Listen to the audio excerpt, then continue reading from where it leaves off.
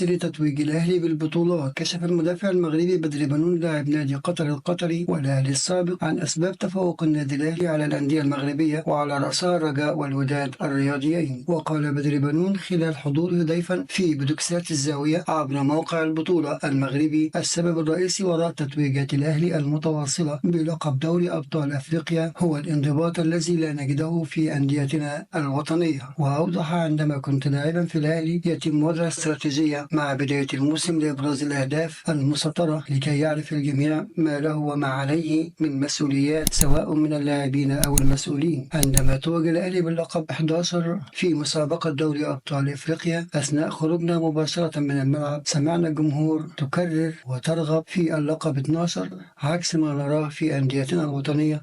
عندما تفوز باللقب تبقى فرحة به 7 سنين كاملة. المسؤولون في الأهلي يعملون على توفير جميع الظروف المناسبة للعمل، سواء من حيث تجهيز الملاعب أو الفنادق وبالتذاكر الخاصة. وعندما نشاهد أنديتنا نرى طبيبا واحدا يقوم بجميع الأدوار. رسائل الكابتن محمود الخطيب للاعبي الأهلي. عقد الكابتن محمود الخطيب رئيس النادي الأهلي جلسة مع لاعبي الفريق الأول لكرة القدم خلال المران الرئيسي الذي أقيم استعدادا للمواجهة أمام شباب بلوزداد في دوري أبطال إفريقيا. وكان الخطيب قد وصل إلى مقر التدريبات بمدينة نصر، وذلك بعد عودته من قطر، حيث حرص على أن يكون حاضرا لتقديم الدعم المعنوي للاعبين قبل هذه المواجهة الإفريقية. وقال مصدر من داخل النادي الأهلي في تصريحات خاصة: الخطيب شدد على أهمية الفترة المقبلة، مؤكدا أن الفريق أمام تحدي كبير لاستعادة هيبته بعد خسارة بطولتي السوبر الأفريقي وكأس التحدي. وحث اللاعبين على التركيز الكامل وتقديم أفضل ما لديهم لتحقيق الفوز في المباريات القادمة. كما عقد جلسة سريعة مع محمد رمضان المدير الرياضي اطمأن خلالها على تفاصيل عملية اختيار المدير الفني مارسيل كولر لصفقات الشتاء وموقفه من اللاعبين الذين سيرحلون عن صفوف الفريق سواء بنظام البيع أو الإعارة. وقال المصدر نفسه أن الخطيب أيضا تحدث مع كولر عن العديد من الأمور في هذه الجلسة السريعة. وتم الخطيب أكد على اللاعبين أن الجماهير لن تتحمل أي خسارة أخرى، سواء أنه لا يتبقى سوى بطولتي دوري أبطال أفريقيا والدوري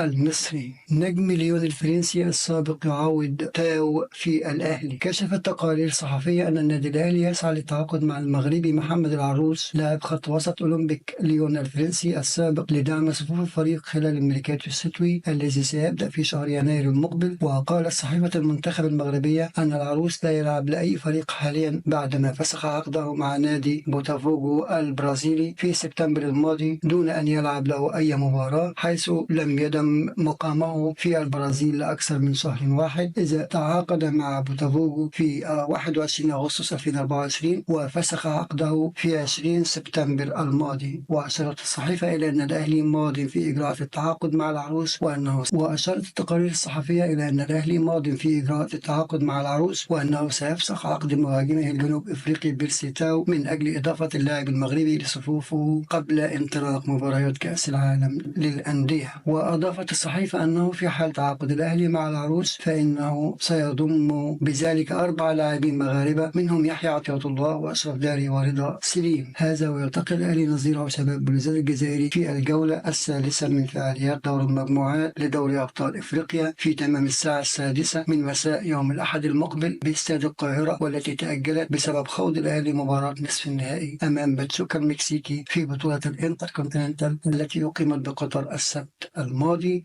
دمتم في أمان الله.